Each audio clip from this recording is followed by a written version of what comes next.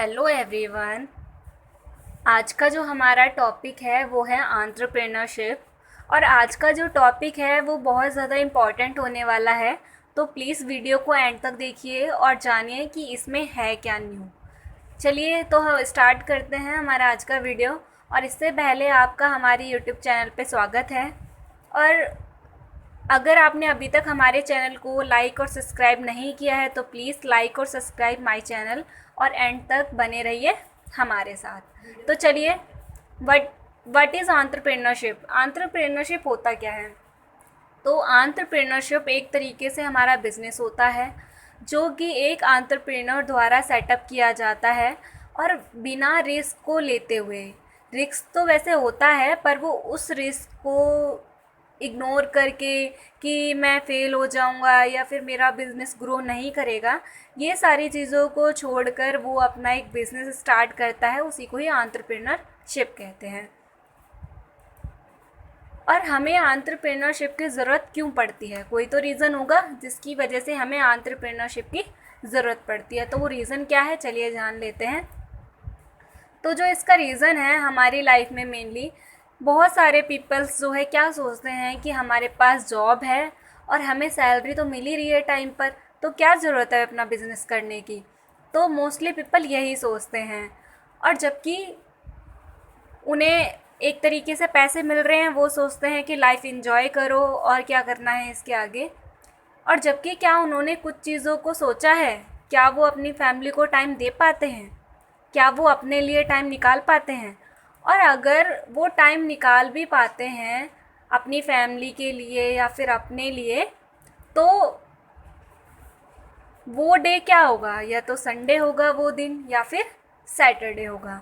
तो जो वो डे होगा उसके बाद भी अगर वो अपनी फैमिली के साथ एंजॉय कर रहे हैं तो उन्हें सोचना पड़ेगा या फिर टेंशन होगी नेक्स्ट डे के लिए कि उन्हें जो है फिर से अपने काम पर जाना होगा, अपने ऑफिस मंडे को या फिर नेक्स्ट डे जब वो अपनी छुट्टी एंजॉय करने के बाद वापस ज्वाइन अप करेंगे। तो इतनी सारी टेंशन्स होती हैं जिसको लेते हुए वो जब अपने जॉब्स करते हैं। पर लेकिन बिज़नेस ना बहुत ज़्यादा बेटर है कंपैरिजन टू जॉब।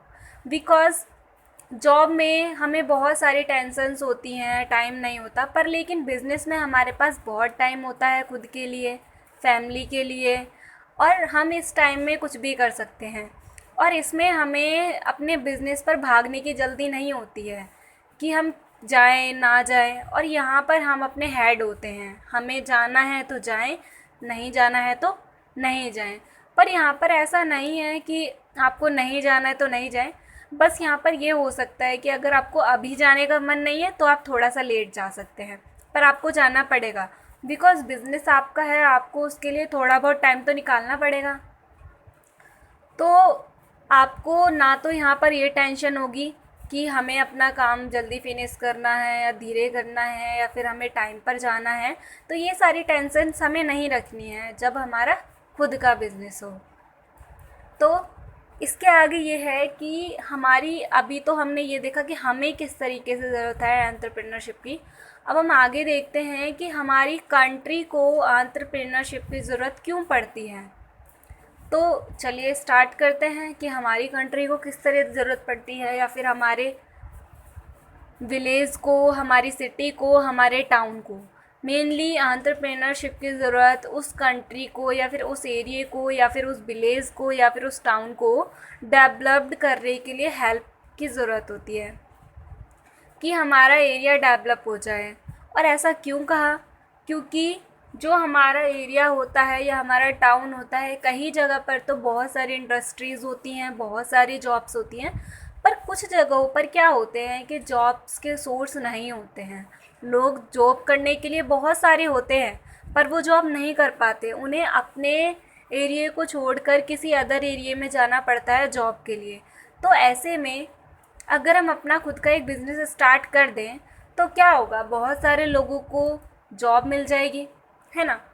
ऐसा ही होगा अगर हम खुद का बिज़नेस स्टार्ट कर दें, बेशक से वो छोटा ही क्यों ना हो, कम से कम कुछ लोगों को तो जॉब मिलेगी। और जॉब मिलने से क्या होगा, हमारे जो एरिया है वहाँ पर ज़्यादा से ज़्यादा डेवलपमेंट हो सकेगी, ज़्यादा से ज़्यादा लोग उसके बारे में जानेंगे। तो इस तरीके से जो है हमारे कंट्री को या हमारे टाउन को या हमारे विलेज को क्या है, एंटरप्रेन्योरशिप की ज़रूरत पड़ती है। पर कुछ लोग ना एंटरप्रेन्योरशिप करने से डरते हैं या फिर बिज़नेस करने से डरते हैं। तो उसके ना कुछ रीज़न्स हैं, और वो रीज़न क्या हो सकते हैं। फर्स्ट रीज़न ये है कि फैमिली सपोर्ट, कि भाई हमारी फैमिली सपोर्ट नहीं करेगी। तो नेक्स्ट है कि पॉसिबिलिटी होती है फेलियर की, कि अगर हम फेल हो गए तो क्या होगा हमारे बिज़नेस का। और जो हमारा थर्ड पॉइंट है वो है लैक ऑफ मनी, मनी की कमी, कि पैसे ना हुए तो। और मनी ही हमारा सबसे मोस्ट इम्पॉर्टेंट रीज़न है बिज़नेस ना करने का। तो चलिए स्टार्ट करते हैं, इन तीनों पॉइंटों को डिस्कस करते हैं। सबसे फर्स्टली बताया था नॉट फैमिली सपोर्ट, कि हमारी फैमिली सपोर्ट नहीं करेगी तो यहाँ पर देखिए रीज़न ये है, कई बारी कुछ लोग आपको बोलते हैं कि मोटिवेशनल क्वाइट्स अपनी फैमिली को दिखाओ या फिर अपनी फैमिली को समझाओ कि वो आपका जो है बिज़नेस के लिए एग्री हो जाए।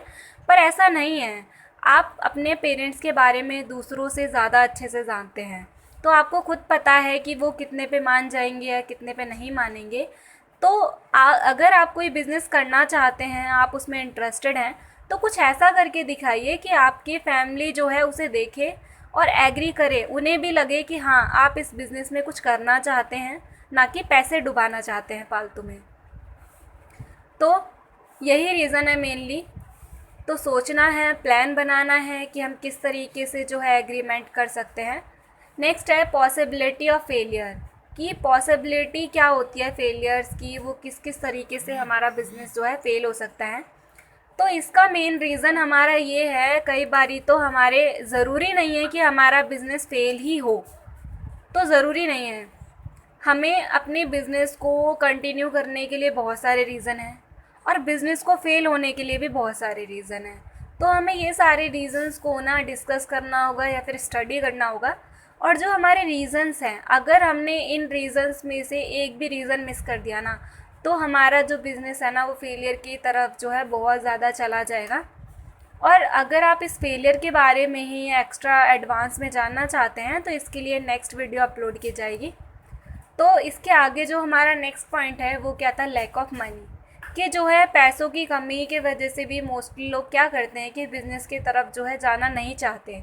वो सोचते हैं कि मतलब हमारे पास पैसे तो है नहीं, तो हम किस तरीके से अपने बिज़नेस को कंटिन्यू करेंगे या फिर किस तरीके से हम इसको प्रोग्रेस करेंगे यहाँ पर। तो यहाँ पर कोई ऐसा नहीं है कि जो आपको पैसे देकर चला जाए या फिर आपको कुछ न्यू सा कुछ हो जाए, ऐसा कुछ नहीं है। आपको खुद अपने पैसे कलेक्ट करने होंगे, और बहुत सारे सोर्सेज हैं पैसे कलेक्ट करने के लिए। और मेन रीज़न यहाँ पर ये है, अगर आप एक्चुअल में अपना बिज़नेस स्टार्ट करना चाहते हैं, आपको इंटरेस्ट है, तो आप कैसे भी करके जो है पैसे कलेक्ट कर लोगे, आपका मन भी करेगा। और यहाँ पर मेनली ये है कि जो हमारे स्टूडेंट्स होते हैं ना, उनके लिए सबसे गुड सोर्स क्या है पैसे इकट्ठे करने का। उनके लिए सबसे बढ़िया सोर्स ये है कि वो टीचिंग करें। टीचिंग का मतलब ये नहीं है कि वो फुल टाइम अपना जॉब पर ही दें, स्कूलिंग में टीचिंग करें, ऐसा नहीं है।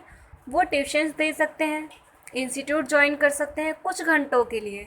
उससे क्या होगा कि उन्हें पैसे मिलेंगे, इस तरीके से वो अपने पैसे भी कलेक्ट हो जाएंगे, साथ में उनकी नॉलेज भी इंक्रीमेंट होगी। तो ये काफ़ी अच्छा एग्जाम्पल है। और यही सारे हमारे मेनली रीज़न्स थे आज के, या फिर हमें क्यों ज़रूरत होती है, क्यों नहीं होती है, लोगों को क्यों ज़रूरत होती है।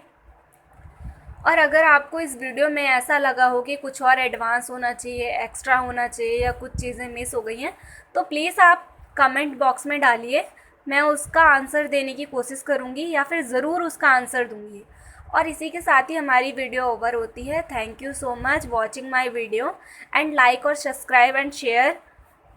और अगर आप इसके बारे में कुछ और चेंजेस चाहते हैं तो please comment me. Thank you so much.